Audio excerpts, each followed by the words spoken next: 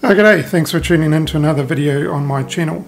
Today I want to talk about this, the new Insta360 Go 3 action camera, an upgrade to the Go 2. And what we're going to decide in this video is whether this action camera is right for you. Actually, we're going to decide if this action camera is right for me, and that in doing that, that may decide whether it's right for you.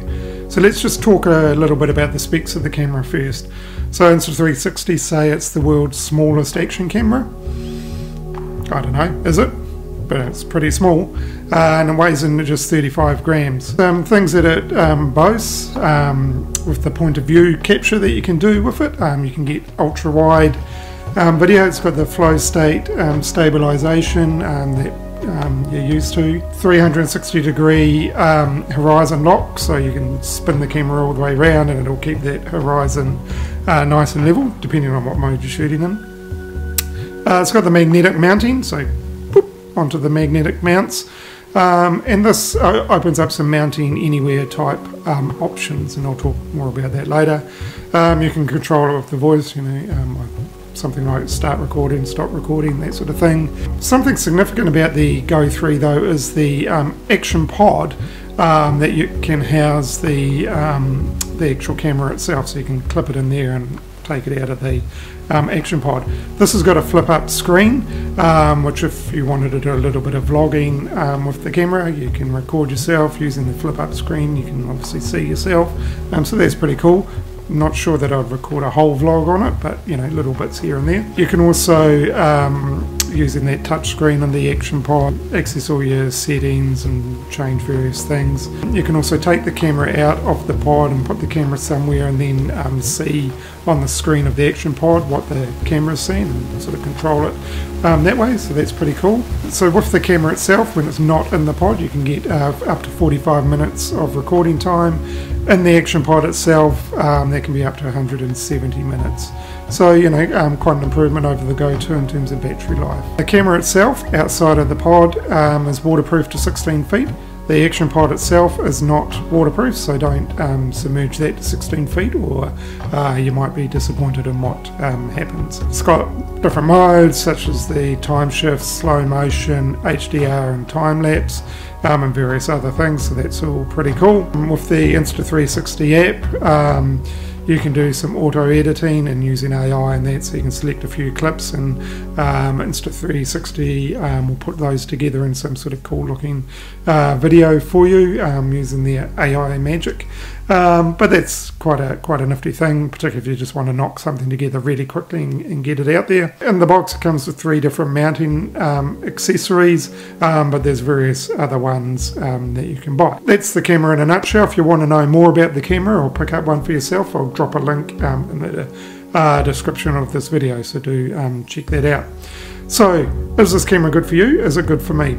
I already use a action camera. I actually use the DJI Action 2, which actually has the magnetic mounting. I really like this, but it doesn't quite suit all my purposes, and actually for the type of recording that or videos that I sometimes make, it would be good to have more than one action camera.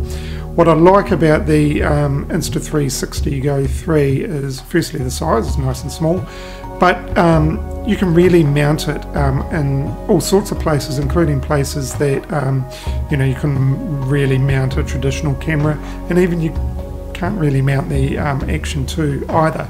So I think with the different options and ways you could mount it and places you could mount it, you can really get some interesting video to add into your overall video that you perhaps otherwise wouldn't. So I think that's pretty cool. I really like the action pod idea and how you can clip the camera in and out of that depending on what you're doing. I think that's good and a nice upgrade on the Go 2. So really they're the two things. I've seen some people saying with the 2.7K that you can record, they're disappointed by that, where's the 4K type thing.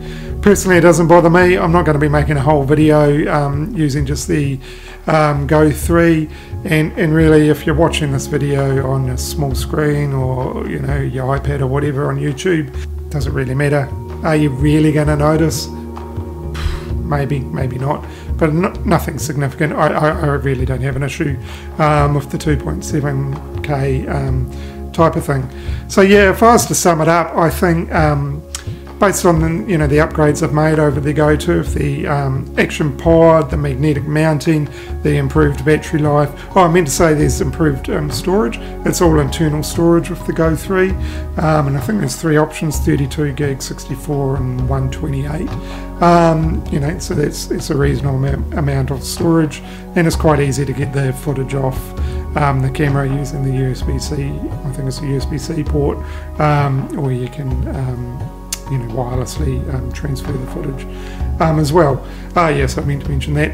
But yeah, with the action pod, that's a nice upgrade. The flip screen and the screen in general is cool. Here you can use it separate from the camera as well, and is quite a nice touch.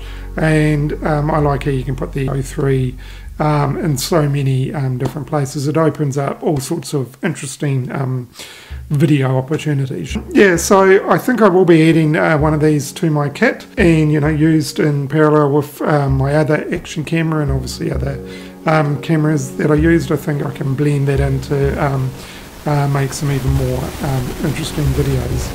Thanks very much for watching this video. It's always greatly appreciated. Do subscribe to the channel. Make sure you give my video a thumbs up because that really helps. And we will catch you in the next one.